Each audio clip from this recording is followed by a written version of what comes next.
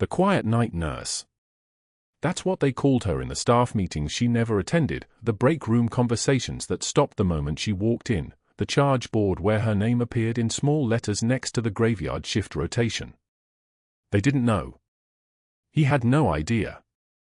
Not one person at Seattle General in Colorado Springs understood that the woman in the oversized scrubs charting in neat block letters at 0200 hours had spent the last 12 years doing things that would make their comfortable hospital lives feel like children's games. Captain Sarah Chen moved through the fourth-floor hallway like someone who had learned to walk through darkness without making a sound, her badge hanging at an angle that let her see the security camera mounted above the nurse's station, her eyes cataloging exits, fire routes, and the exact distance to the medication lock. The one thing nobody knew was about to change everything. Seattle General's night shift had its own rhythm, separate from the chaos of day operations. Fluorescent lights buzzed with a sound like angry wasps trapped in plastic, creating a frequency that made her jaw clench if she paid attention to it. She had learned not to pay attention. Antiseptic smell cut through stale coffee and something else, the organic, unavoidable odor of sickness that no amount of bleach could completely eliminate. Sarah moved past the monitoring station and stopped at room for 12, where a patient slept beneath a mesh oxygen mask, his breathing assisted by machines that worked harder than his body wanted to work. The chart said his name was Michael Patterson, admitted 5 days ago following emergency surgery. The chart didn't mention that his forearm bore a tattoo reading Reaper 6 in faded military ink, or that he'd taken 3 rounds to the abdomen in Ramadi before Sarah had carried him across 240 yards of open fire while Taliban bullets snapped the air around their bodies like angry hornets. His eyes opened as she adjusted the fall line. For a moment, just a fraction of a second, she saw recognition flicker across his morphine-hazed pupils. Reaper 6. The call sign. His hand moved slightly, fingers searching for something to grip. Then the medication pulled him back under, and his eyes went blank again, the recognition dissolving like it had never existed. She pressed her fingers against the foresight, checking for infiltration, her touch gentle. The hands that had held his body together in a bombed-out compound could manage a simple for assessment without trembling. They didn't shake. They never shook. Not since Ramadi. Not since Rodriguez. Sarah's jaw tightened as she reviewed his post-operative orders. Diluted every 4 hours for pain management, reasonable. Doxycycline 100 mg twice daily, standard surgical prophylaxis. But then, buried in the orders, Augmentin 875 mg 3 times daily, and Cipro 500 mg twice daily. 2 broad-spectrum antibiotics for a patient with no fever, no signs of infection, no clinical indication for dual antibiotic therapy. She pulled up the surgical notes. Appendectomy. Clean procedure. No complications documented. No fever log. No white count elevation. The unnecessary medications were prescribed by Dr. Mercer at 1,400 hours on the day of admission, written before any post-operative labs had returned, before any clinical assessment could have indicated infection. Sarah opened her charting app and began documenting in the same neat block letters she used for everything, a style learned in military briefings, designed for clarity and precision. She noted the patient's current vitals, heart rate 72, blood pressure 118/76, temperature 37.1 Celsius, oxygen saturation 98%. She noted the prescribed medications against the current clinical presentation. She did not note her opinion. That would come later, in the pattern she'd been carefully building since the first week of her night shift at Seattle General. 1 patient. Unnecessary tests ordered before symptoms presented. Another patient. Medication started without clinical indication. A 3rd patient. Billing charges for services not rendered, documented with enough vagueness that the paper trail would lead anyone looking directly to Dr. Mercer. She had been a nurse for 8 months. Before that, she had been a Special Forces officer for 12 years, trained in surveillance, evidence gathering, and exactly how much documentation it took to build an unassailable case. The hospital didn't know. Dr. Mercer didn't know. Nobody knew that the woman in the oversized scrubs was conducting a federal investigation into a fraud network that stretched from Colorado Springs to Ramadi, connected to medical supply contractors billing the military for equipment that never arrived and medications that were never used. The break room sat at the end of the fourth-floor hallway, bathed in the flat fluorescent light that turned everyone's skin the color of old dishwater. Sarah entered, saw two nurses at the table, Thompson and Ramirez, and watched their conversation stop mid-sentence. They didn't look at her. They got up, took their coffee cups, and left through the opposite exit. No words. No excuses. Just the small, quiet message delivered through absence that had repeated itself now for 4 months, ever since she'd started asking questions about medication discrepancies, and Dr. Mercer had responded by having a private conversation with the charge nurse. Sarah poured her coffee, black, no sugar, and stood at the window facing the parking lot. Rain hammered the pavement below like applause for a performance nobody wanted to see. The liquid in her cup reflected the lights of the city, small and distant and indifferent. At 0227 hours, Dr. Mercer arrived for rounds. She heard his footsteps before she saw him, the particular gait of a man who'd never had to move quietly, who'd never understood that silence was a weapon and efficiency was currency. His watch caught the light as he entered the nursing station, some kind of expensive chronograph that probably cost more than her monthly rent. The scrubs hanging beneath his white coat looked pristine. Nothing about him suggested the kind of man who would order unnecessary antibiotics, inflate surgical charges, or coordinate with contractors to overbill the military for phantom procedures. Nothing suggested anything at all, really. He was just a doctor, slightly overweight, probably tired, scanning the nursing charts with the expression of someone auditing a spreadsheet rather than reviewing human lives. His eyes landed on Sarah's documentation. He read for 3 seconds, then looked up at her. "The Augmentin and Cipro," he said. Not a question. A statement demanding explanation. His voice had the quality of someone unused to being challenged, smooth and certain and backed by authority that came from somewhere deeper than competence. "Both ordered at 1400, Sarah said. She kept her voice level, deferential.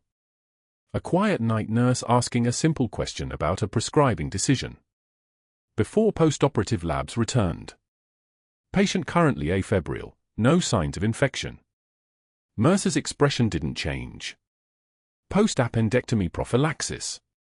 Doxycycline provides adequate coverage, Sarah said. She wasn't asking. She was stating fact. But she said it like a question, the upward inflection at the end signaling deference she didn't feel. Standard of care for uncomplicated appendectomy. He closed the chart. "I appreciate you doing your job, Nurse Chen, but I'll handle the prescribing decisions. You focus on administration." The way he said her name, flatly, dismissively, the way you might say the quiet one, it was calculated, she understood. It was stage 1 of the protocol. Establish hierarchy. Make clear who decides. Make clear who merely follows orders. Sarah had heard worse from drill sergeants in Delta Company. She had heard worse in Ramadi, when the Taliban had broadcast interrogation videos designed to break psychological resistance. She had simply listened to those without flinching, without allowing her face to show anything at all. "Of course, Doctor," she said. Quiet. Submissive. Exactly what he expected from the night nurse in the oversized scrubs who charted in block letters and never spoke during staff meetings. He left to see the next patient, his footsteps carrying him down the hallway with the same unconcerned rhythm they'd arrived with. Sarah stood at the nursing station and made another entry into her charting system, documenting Mercer's response word for word. The pattern was building. One question. One dismissal. Another question. Another dismissal. Eventually, the dismissals would multiply and compound until they formed a picture of a doctor not just prescribing unnecessarily, but doing so with awareness and intent. Eventually, when the investigator from the Pentagon Liaison Office, the one she'd been briefing weekly through encrypted communication on her classified phone hidden inside a hollowed-out copy of The Art of War, had enough documentation, the entire network would come apart. But that wasn't tonight. Tonight was just another entry in an investigation that had taken her from the battlefields of Ramadi to the antiseptic corridors of a hospital in Colorado Springs, watching a man destroy his career one unnecessary prescription at a time, entirely unaware that the quiet night nurse was the one holding the documentation that would end him. The heart monitor in room for 12 beeped its steady rhythm. Sarah Chen moved toward the next patient, her badge catching the light, her scrubs hanging loose, her hand steady and her face neutral. Everything about her suggested exactly what she wanted them to see, a competent nurse doing her job, charting carefully, asking reasonable questions, and accepting dismissal without argument. None of them understood yet. But they would. Soon enough, they would understand exactly who they'd been working with all along. The morning rounds in room for 12 began like any other day at Seattle General, except Dr. Robert Mercer had decided today would be the day he broke Sarah Chen in front of witnesses. Mr. Patterson lay propped on pillows, recovering from a gallbladder resection performed 3 days prior. His wife sat in the vinyl chair beside the bed, their daughter against the far wall, 2 grandchildren, a boy of about 8 and a girl of 6, perched on the windowsill, coloring on clipboards. Sarah had been reviewing the medication log when Mercer swept in like a man accustomed to parting crowds. She'd been a nurse long enough to recognize what was coming. The slight curl at the corner of his mouth. The way he positioned himself so that the family formed an audience rather than a medical team. She looked up from her tablet, where 3 doses of Dilaudid in 6 hours stared back at her like a warning sign written in pharmacy codes.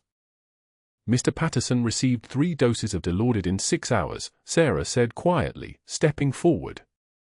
The post-operative protocol calls for. Mercer cut her off with the precision of a surgeon using a scalpel. Nurse Chen, are you suggesting you understand pain management better than I do? His voice had the texture of velvet wrapped around a steel blade.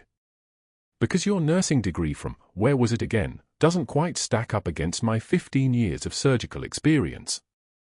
Sarah didn't respond. She simply looked at him, her expression flattening into something cold and geometric, like a door closing on an empty room. The silence stretched. Mr. Patterson's wife shifted uncomfortably. The granddaughter stopped coloring. Mercer turned to the family with a practiced smile, the kind of warmth that never reached his eyes. I apologize. We're still training Miss Chen on how we do things at Seattle General. She has trouble with basic competence sometimes. He placed a hand on Mr. Patterson's shoulder with the casual confidence of a man who'd never been questioned in his life. Your pain will be managed properly, I assure you. Some of our newer staff members are still learning the difference between protocol and actual medicine. Sarah returned her attention to the medication chart. Her jaw didn't clench. Her hands didn't tremble. Instead, something shifted behind her eyes, a door closing on the part of her that had tried to exist quietly in this place. When she looked up again, the family flinched without knowing why. There was something in her stillness that suggested depths they couldn't fathom, reservoirs of capability that had nothing to do with nursing and everything to do with the kind of composure that comes from having already survived the worst. Mercer didn't notice. Or perhaps he did and found her silence infuriating enough to double down. The humiliation accelerated over the next 72 hours with the precision of a military campaign. 3 days. That's how long it took for Mercer to dismantle her standing among the nursing staff, and he did it with the competence of a man who understood institutional power the way a general understands terrain. It wasn't loud. It was calculated. Strategic. The kind of sabotage that didn't leave fingerprints. The staff break room, Tuesday afternoon. Sarah sat at the small table with a container of leftover pad thai, steam still rising from the plastic lid. She'd learned not to expect company, but old habits died hard. Nurse Jessica entered, grabbed her coffee from the station without glancing at Sarah, poured it, and left. Then Tom from the evening shift arrived, saw Sarah, and pivoted toward the door with such abruptness that he nearly spilled his own cup. Then respiratory therapist Angela, who'd borrowed Sarah's stethoscope 2 weeks prior and returned it with a thank you, now grabbed her coffee and walked out mid-pour, eyes locked forward as if Sarah occupied a space just slightly outside the visible world. In the doorway, Dr. Mercer lingered long enough to be noticed. He whispered something to Jessica that made her glance back at Sarah with the kind of nervous pity you reserve for the terminally ill. Whatever he said, it worked. By the next morning, the exodus had become ritual. Sarah would sit. Staff would scatter like birds flushed from grass. The message was delivered without a single word: "You are not one of us."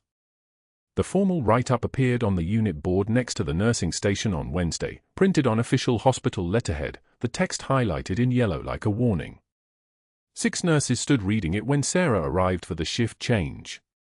Formal reprimand a nurse Chen, failure to follow established protocols, questioning physician orders without proper channels, pattern of insubordination.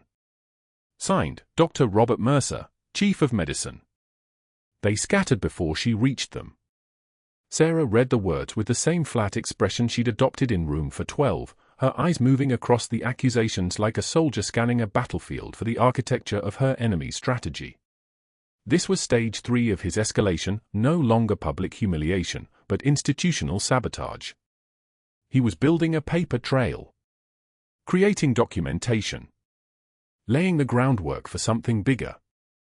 She understood the tactic because she'd trained against it for 12 years in environments where institutional failure meant body bags. That night, Mercer found her near the medication room, a space designed by hospital architects to be both essential and isolating. The fluorescent lights hummed their monotonous frequency.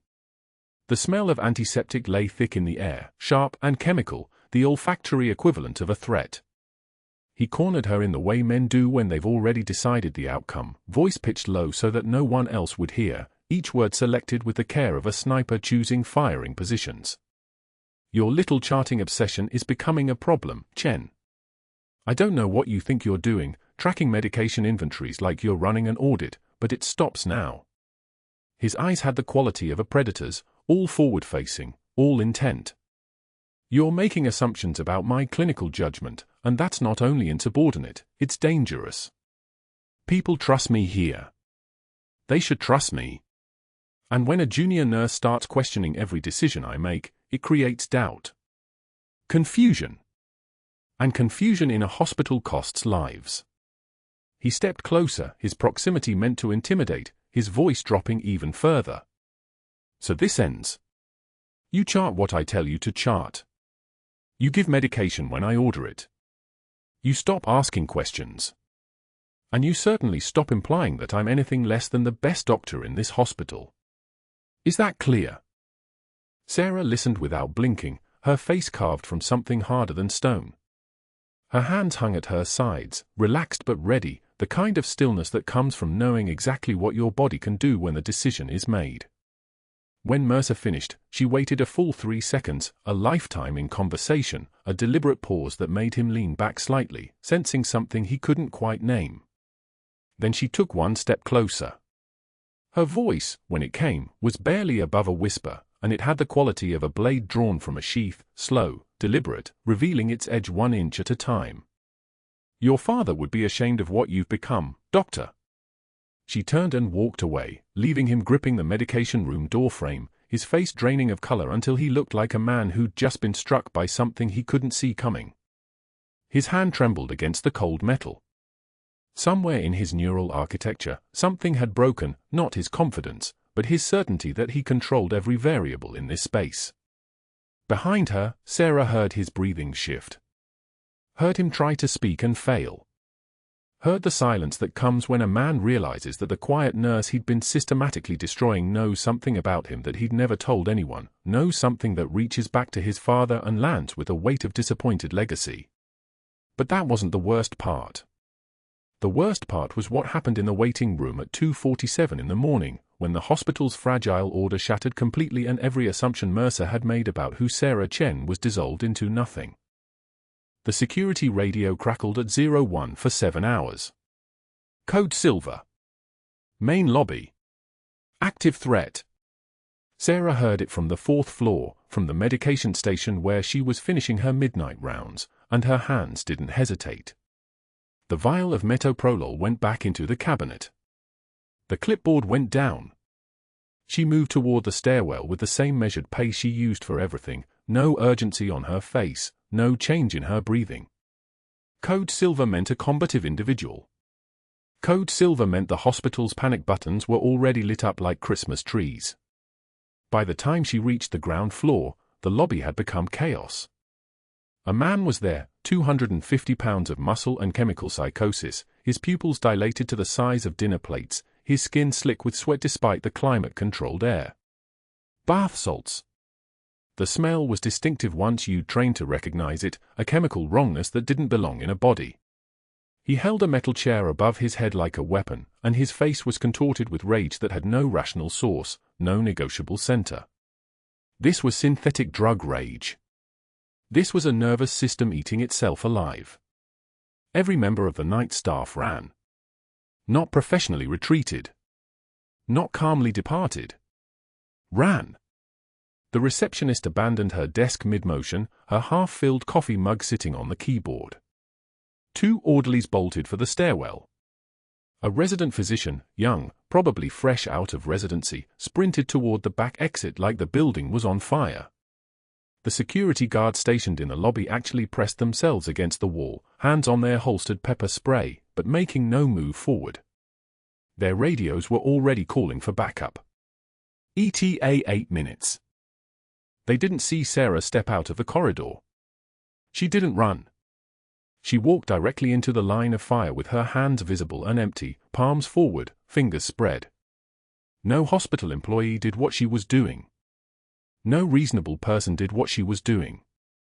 But reasonable was something Sarah Chen had left in a place called Ramadi, 3,000 miles and several lifetimes ago. The attacker's eye snapped toward her. He swung the chair sideways, a test swing, close enough that Sarah felt the displacement of air, close enough that she heard the screech of metal cutting the silence. She didn't flinch. Her breathing remained steady. The fluorescent lights hummed their usual sickly frequency above her head, and beneath that sound, Sarah heard something the security guards hadn't heard yet, the way the man's breathing came in short, shallow gasps. The way his left shoulder sat lower than his right. The way he was standing with his weight shifted to his right side, as if his left side was caving inward with each breath he tried to take. Tension pneumothorax. A collapsed lung compressing the structures around it. Bath salts probably meant he'd been in a fight, probably meant someone had driven a fist into his left ribs hard enough to break them, to puncture the pleural space, to let air in where it shouldn't be. The air was compressing his left lung, pushing against his mediastinum, slowly suffocating him from the inside. Without treatment, he had maybe 4 minutes before his heart stopped. Maybe less. "You're not well," Sarah said. Her voice came out in a register that didn't sound like it belonged to a night shift nurse. It came out like Ramadi, low, calm, the kind of voice that had commanded soldiers under fire. The kind of voice that had told men to hold positions they thought were indefensible. "I can help. But you need to listen to me." The man was swaying now. The chair dropped a few inches, as if his arms were remembering gravity. His eyes were still locked on hers, but something in his brain was trying to process the fact that she wasn't running, wasn't screaming, wasn't backing away. Sarah stayed exactly where she was, maybe 8 feet from his position, well within strike range, well within the radius of that chair. "Your left side is collapsed," she continued. Her hands remained visible. "You can feel it. That pressure in your chest. That's air where lungs should be. Your body's going to shut down if we don't get that air out. I'm going to help you. Not asking your permission. Going to help anyway." She moved slowly toward the crash cart that sat abandoned against the far wall. One of the orderlies had left it there during the initial panic. The metal frame squeaked as she pulled it toward them, a sound like fingernails on slate, high and thin and precise. The man watched her. His breathing had gotten worse. His color had taken on that grayish tinge that meant his oxygen saturation was dropping. Sarah's hands moved with the efficiency of someone who had performed this procedure in conditions far worse than a sterile hospital lobby. She pulled a 14-gauge angiocath from the crash cart, the needle bright silver under the fluorescent lights. She grabbed an alcohol swab. She didn't bother with gloves. There was no time for gloves. "I'm going to feel your ribs," she said, positioning herself at his left side. Second intercostal space. That's where the pressure's highest. I'm going to put a needle through, and when I do, you're going to hear a sound. A hiss. That's the air that's been compressing your lung escaping. That's your body getting a chance to breathe again. The man's eyes were losing focus now. His breathing had become almost a panting, like a dog in the summer heat, like a machine running on fumes. The security guard still hadn't moved. They were watching from behind the desk, their hands still on their pepper spray, their radios crackling with increasingly urgent messages about backup status. Sarah palpated his second rib, found the space, marked it with her thumb. "You're going to feel pressure," she said. Then relief. "Don't move." She swabbed the skin with one motion. Then she positioned the 14-gauge catheter, felt the moment of resistance as the needle met the chest wall, and drove it through in one smooth motion, the kind of motion that only came from muscle memory, from the same training that had taught her to perform emergency needle decompression in the back of a Humvee with incoming fire forcing everyone to keep their heads down. The hiss came immediately. It was audible across the entire lobby, a sound like air escaping from a tire, like pressure releasing, like something that had been wound too tight finally unwinding. The man's body went rigid for a half-second, then his breathing came easier. His color began to return almost immediately. His eyes came back into focus, moving from panic to something closer to confused relief. He dropped to his knees. Sarah went down with him, supporting his weight with her shoulder despite him outweighing her by 90 pounds. The old wound in her shoulder screamed, a souvenir from Ramadi, from the RPG that had sent shrapnel through her left rotator cuff. Pain was information. Pain meant she was still conscious. Pain meant she could still work. "Crash cart," she snapped at the security guards without looking up. "Bag valve mask. Call for sedation. Now." They moved. Not perfectly, but they moved. One of them was already fumbling for the bag valve mask. The other had a radio to his mouth, calling for the duty nurse and the sedation team. Sarah kept one hand on the 14-gauge catheter, keeping it patent, keeping the pressure relief steady. Her other hand was on the man's chest, feeling his respirations, counting them. "You're going to be okay," she said, and she meant it. This man would live. In 4 minutes, without intervention, he would have died. Heart would have stopped. Organs would have shut down. But Sarah Chen had walked toward him instead of running, and he was going to walk out of this hospital eventually, and that was the only calculation that mattered. The sedation came in 4 bolus. 1 milligram of midazolam. The man's eyes fluttered once, twice, then closed. His body went slack against Sarah's shoulder. She stayed with him, monitoring his breathing, keeping the catheter in place, until a nurse from the ICU arrived with a trauma kit and took over. Only then did Sarah stand. Her knees cracked like gunshots. The lobby was completely silent except for the monitors that had been rolled out in emergency preparation. Beeping. Steady. Normal.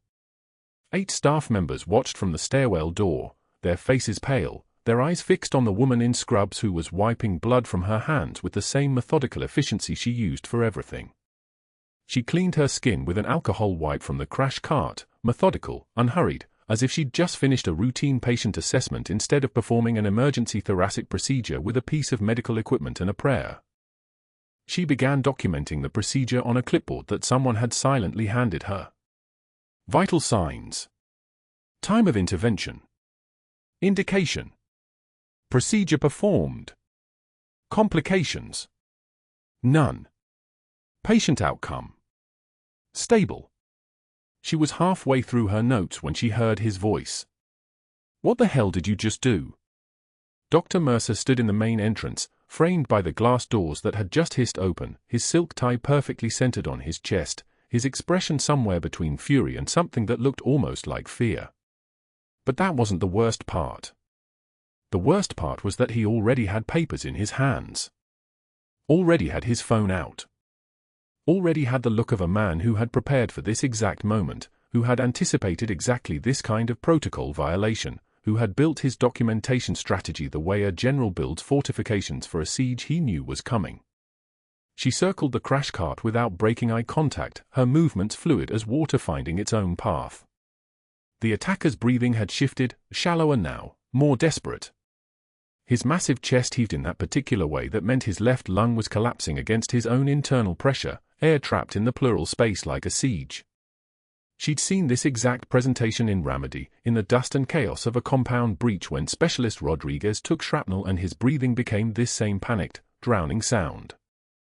The 14-gauge angiocath needle lay on the crash cart's upper shelf, glinting under the fluorescent wash.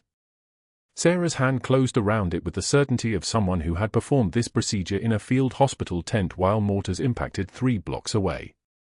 The attacker's eyes tracked her approach, wild, unfocused, still dangerous. But something in her voice, something in the absolute absence of fear in her body language, had shifted the balance of this moment. She was no longer running. She was no longer afraid. She was operational. "Stay with me," she said, her voice dropping into the register that had commanded 17 Marines through a defended intersection in Fallujah. "You're going to feel pressure. That's normal. That's good." The attacker's breathing hitched. A sound escaped him, not words, just the raw vocalization of a body in crisis. Sarah moved closer, her free hand already identifying the landmarks on his chest. The 5th intercostal space, midclavicular line. Pain was information. Her fingers found the rib, the space below it, the precise anatomical real estate where air had begun its slow suffocation of his lung. She inserted the needle. The hiss of air escaping was audible across the entire waiting room. It wasn't loud, just a sharp, sudden release, like a pressure valve finally opening. O2 sat on the monitor beside them, 68. Then 71. Then 76. The attacker's breathing eased. His eyes cleared slightly, the wild desperation bleeding into something almost human. His massive body began to relax against the floor. "Good," Sarah said, keeping her hand steady on the catheter, making sure the needle had fully withdrawn and left only plastic tubing in place. "You're stabilizing. Just breathe. In. Out. That's the way." A nurse Sarah didn't recognize, one of the ones who'd fled, now creeping back from the stairwell, appeared with a tension dressing. Sarah waved her closer with a single efficient motion. "Tape this down. Occlusive dressing. Leave a needle hub exposed in case we need to burp the pressure again." The nurse's hands moved on their own, trained muscle memory overriding the shock of what she'd just witnessed. Moments stretched. The attacker's breathing normalized. His heart rate, which had been climbing toward 140 on the monitor, began its descent. O2 sat stabilized at 88. Sinus rhythm. Stabilizing. Sarah stayed with him, one hand on his shoulder, her voice becoming the anchor point in a room that had forgotten how to breathe. She spoke in the cadence of someone who had held dying soldiers' hands in the darkness, whose voice was the last thing they heard before the morphine took them toward something that looked like peace. The attacker's pupils dilated as the sedation the attending physician had finally ordered began to take hold. His eyes closed. His breathing deepened into something approaching normal. By the time he was fully under, the crisis had transformed into routine emergency medicine. Sarah stepped back. That was when she heard the lobby doors open. Dr. Mercer entered at 0210 hours, exactly 20 minutes after the attacker had stormed through with his metal chair and his chemical-fueled rage. He wasn't hurrying. He was dressed impeccably, as if he'd made time to change into fresh scrubs, to ensure every appearance of authority was polished and maintained. In his hands was a leather folder, expensive, monogrammed, and a sheaf of papers already bound with hospital seals and official letterhead. He surveyed the scene like a prosecutor entering a crime scene he'd already solved. "Nurse Chen, step away from the patient," he said. Sarah did. She moved back from the stretcher with the same deliberate, economical movement that had carried her through 3 tours. She didn't rush. She didn't apologize. She simply stepped away and waited, her face empty as a surveillance camera. Mercer approached the attacker, examined the catheter placement with the clinical eye of someone who understood exactly what had been done and exactly how thoroughly it violated hospital protocol. His fingers traced the insertion point, the dressing, the catheter hub left exposed for emergency decompression. Then he turned, and his expression shifted into something that might have been satisfaction. Hospital Policy subsection 4.7.2 explicitly forbids unauthorized invasive procedures by nursing staff without physician supervision, he said, his voice carrying the weight of bureaucratic weaponry. You performed a needle decompression, a physician-level intervention, without consultation, without authorization, in direct violation of established scope of practice. He began flipping through pages. Regulation numbers. Code citations. Each one delivered with the precision of a man who had prepared for exactly this moment, who had anticipated exactly this kind of violation, who had built his documentation strategy the way a general builds fortifications for a siege he knew was coming. You endangered this patient, Mercer continued, his voice never rising, never needing to. You endangered staff. You violated your scope of practice. I'm suspending you effective immediately pending investigation. He produced more forms. Incident reports. A formal complaint to the State Nursing Board, already drafted, already signed. Documentation of pattern of reckless behavior and insubordination, each phrase underlined with surgical precision. Sarah read them without reaction. The words didn't touch her. They were paper. They were bureaucracy. She had faced men with weapons in desert compounds, and she had understood that moment as clearly as she understood this one. The outcome was already determined. Security, Mercer called out. Different guards arrived, ones who hadn't witnessed what happened, ones who saw only a doctor pointing at a nurse and a stack of official paperwork. One of the security officers who had watched her walk toward the attacker started to speak, started to move, but Mercer turned toward him with the blade of his stare and the guard went silent. Escort Nurse Chen from the premises, Mercer said. She's not to return pending review. Sarah removed her badge.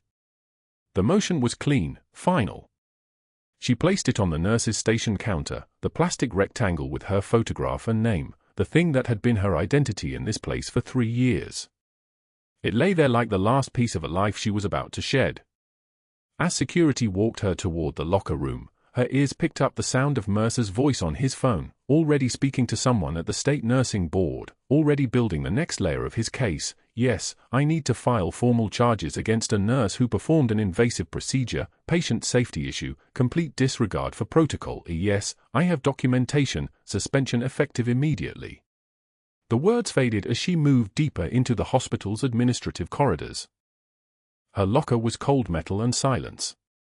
Sarah opened it and began removing the pieces of her cover identity.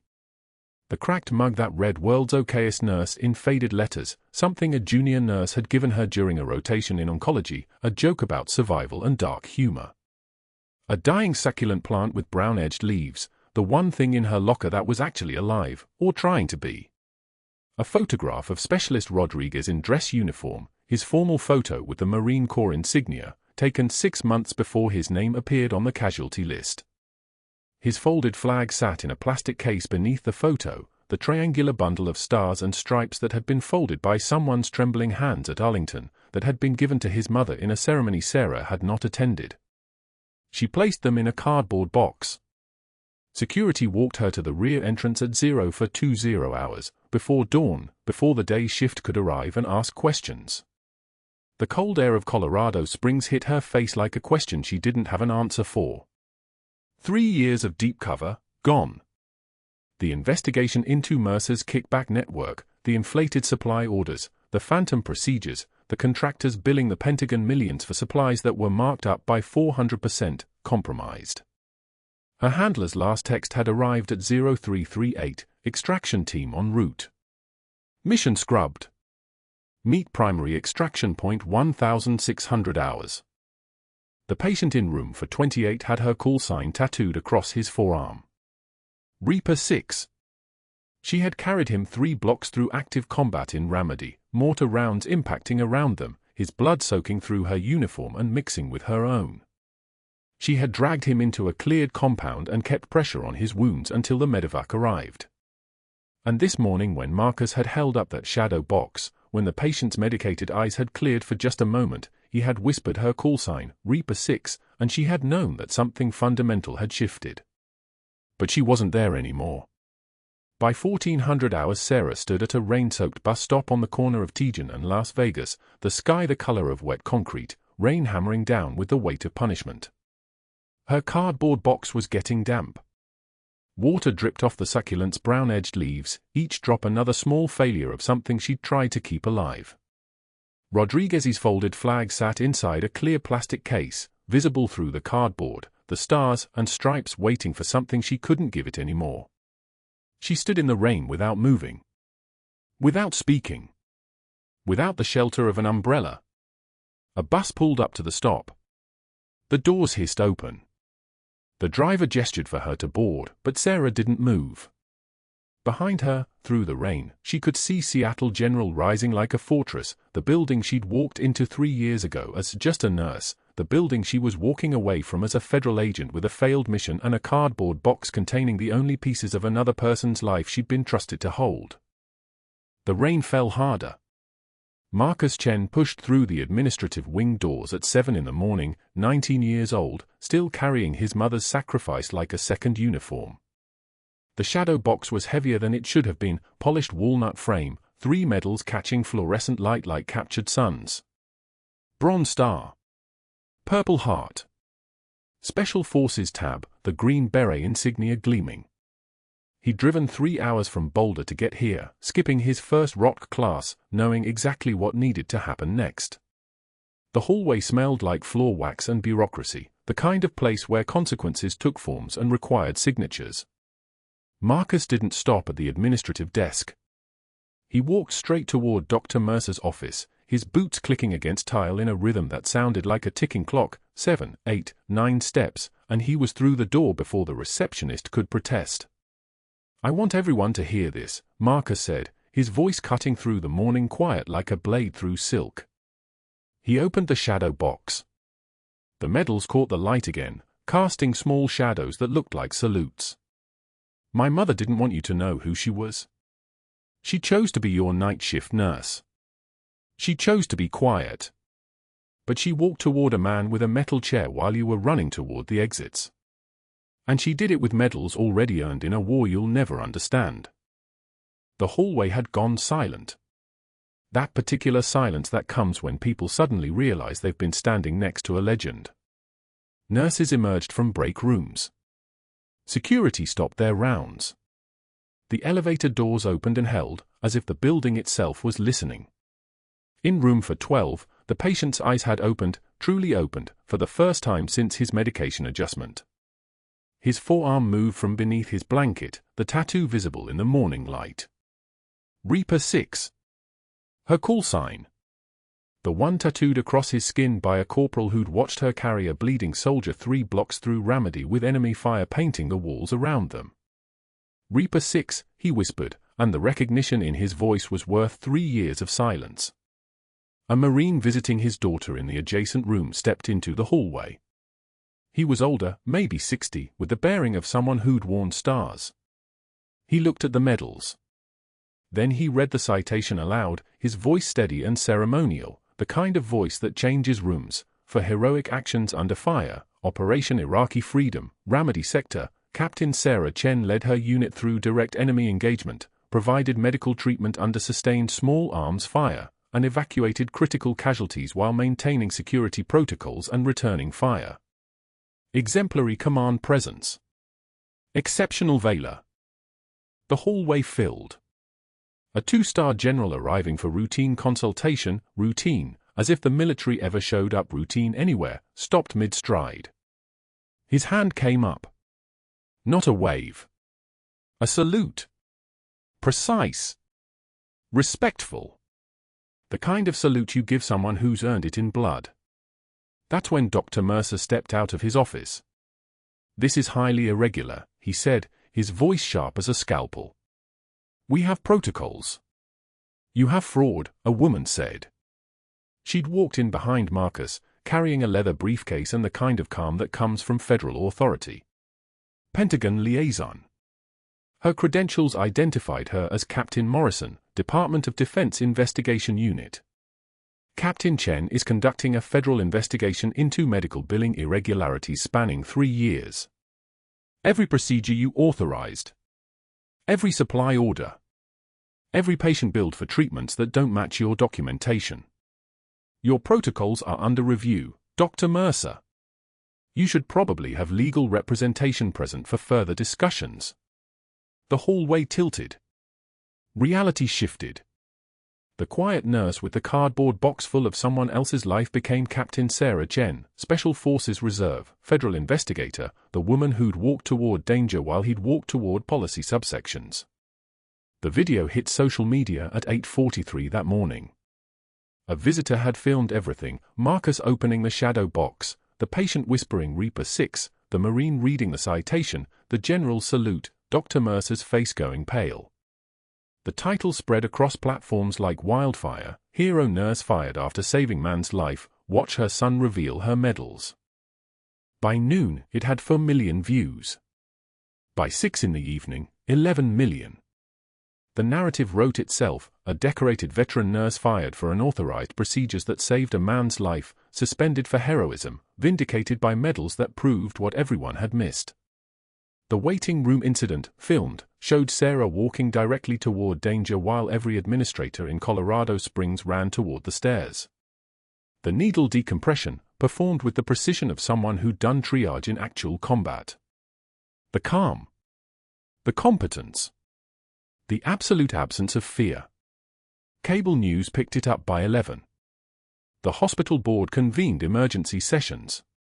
Mercer's lawyer arrived. Then Mercer's past arrived, in the form of a letter from Dr. James Whitehall, decorated Army surgeon, the man who'd mentored Mercer through medical school, who'd written his recommendations, who'd attended his wedding. The letter was posted on professional forums by midnight, spreading through medical communities like blood through water. I taught Robert Mercer that medicine requires courage. I watched him cowering behind policy while a veteran walked toward danger. I watched him terminate a decorated combat medic for saving a life. Every procedure he's authorized in 5 years requires review. I do not recognize the physician I trained. I am personally withdrawing my recommendation for his department chair nomination. The board should examine his financial relationships with medical contractors. The pattern, upon review, suggests more than simple negligence. The review began immediately. Federal investigators, already working with Sarah's documentation, accelerated their timeline. Invoices materialized. Wire transfers. Kickback arrangements with contractors billing Pentagon millions for medical supplies that never shipped. The same contractors that had supplied field hospitals in Ramadi. The same routing numbers. The same offshore accounts where money vanished like water into sand. Phantom procedures. For $0.7 million in fraudulent billing. Equipment purchased from contractors who'd routed payments back to Mercer through shell companies in the Cayman Islands. Every invoice Sarah had meticulously documented during 3 years of night shifts. Every medication order that didn't match actual patient charts. Every supply requisition that exceeded standard hospital needs. Criminal charges, pending. Medical license, suspended. Hospital position, terminated.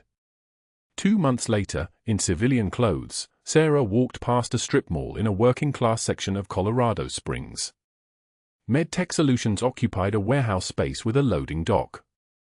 The medical supply van was being loaded by a man in dark jeans and a polo shirt, cardboard boxes marked with pharmaceutical logos stacked on the asphalt. Dr. Mercer didn't look up until Sarah was 15 feet away. Then he saw her, and something in his expression broke like glass. He looked back at the boxes. Continued loading. The pay rate for contract medical support was $53,000 a year. The man who'd controlled hospital budgets was now pushing boxes into a van for a salary that his boutique coffee habit had exceeded. He didn't speak. Neither did she. Sarah kept walking, and that silence was louder than any confrontation could have been. That silence was the sound of consequence finally arriving. But that wasn't the end of it. Not even close.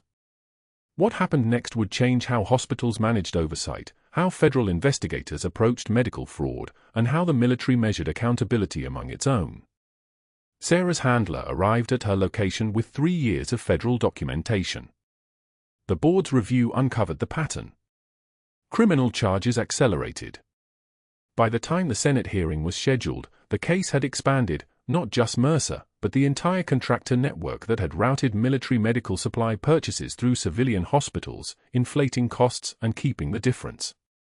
6 months later, in an army dress uniform tailored to regulation, Captain Sarah Chen sat at a witness table in a Senate hearing room while mahogany panels reflected the fluorescent lights and Rodriguez's folded flag sat beside her testimony binder.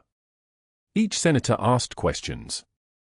Sarah answered with clinical precision, presenting 3 years of documentation, invoices, emails, wire transfers, the paper trail of a fraud network that had touched Ramadi, Colorado Springs, and the accounting systems of the Department of Defense itself. The committee chairman called it comprehensive. Unprecedented. The most detailed investigation into medical fraud they'd reviewed in a decade. When Sarah finished her testimony, the room stood. Not applause, something quieter, more profound.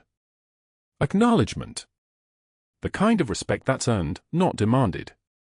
Back in Colorado Springs, Seattle General's 4th floor locker had a new nameplate, Captain Sarah Chen, RN, Special Forces Reserve. Inside, Marcus's photo sat beside Rodriguez's flag, and the succulent, somehow still alive, new green growth emerging like small victories from the brown-edged leaves, thrived in the window light. On her first shift back, the break room filled when she sat down. Nurses brought coffee. Asked questions about the Senate hearing. About the investigation. Sarah answered each one, then returned to her charting with the same methodical efficiency that had documented Mercer's crimes, one invoice at a time. Her locker door closed on all of it, the flag, the photos, the living proof that heroes wear scrubs and carry stethoscopes and sometimes need their sons to remind the world who they are. The ones who have seen the worst often give the most. If this story means something to you, if you've ever been underestimated by someone who didn't know your true value, subscribe to this channel and hit the notification bell. Share this video. Comment below, have you ever judged someone only to find out they were carrying medals you never saw?